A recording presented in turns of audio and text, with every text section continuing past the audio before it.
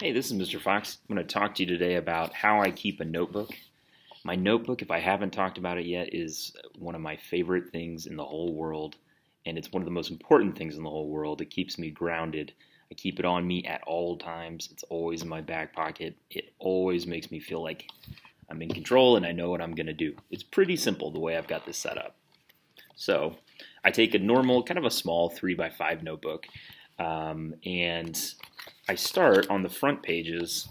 I keep my to-do list, and this is an ongoing thing that I edit and change every now and then, but basically these are the big items that I have to do. So you'll see here I got some lesson planning, honors week 1, honors week 2. There's some content stuff I need to do. I usually start with stuff I need to do for work, and then I get down into like syllabus and other syllabus.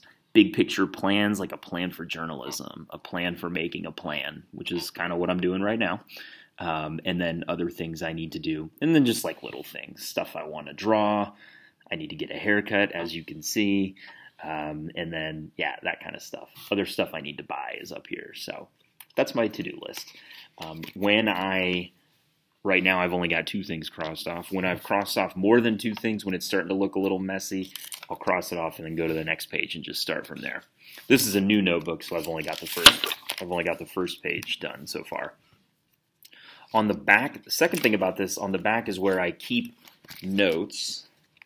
And these are not really organized other than just, they're kind of random. I try to make it look nice, but because I like things to look nice. But basically, this is when I have any idea, I'll put it down. I can reach into my back pocket and put it down wherever I'm at. So here's some just random newspaper ideas I had, for example, because I'm new to newspaper. So I was thinking of doing workshops. We should have deadlines. We're going to work on podcasts. Just random stuff that I put. Let's see what else I got. Anything interesting? Let's see how this shakes up. So plans for the first week. So here's what day 1 looks like. Day 2, day 3, day 4. So it's a little messier. But I just put that on the back of the notebook, on the back page, and then I'll cycle through the whole book until I get to the very end, and then I just flip it and I go, let's try that again. So you can see it's on the back pages, right? There's a picture of a bird. You go through the whole notebook until you get to the very end, and then I will just flip it around and then start going forward until I meet up with the to-do lists. The to-do lists usually end up going about 5 or 10 pages in, because each notebook takes me about 2 months to get through. Okay, what else? Sometimes you don't have to do this, but I'm sort of a manic planner, so I will keep a little mini to-do list of like daily things I need to do. These are things that are not as important that they need to go on like the big to-do list, but I still need to do them, right? So for example, I need to buy a bagel for lunch. It's a little thing. If I don't write it down, I'm worried I might forget. It looks messy right now, but what I'll do here is sometimes go day by day, and then just cross off the things I need to do or have done, right? And then same deal, right? So moving on like that. I put this on the back too. It's just random. Other random stuff.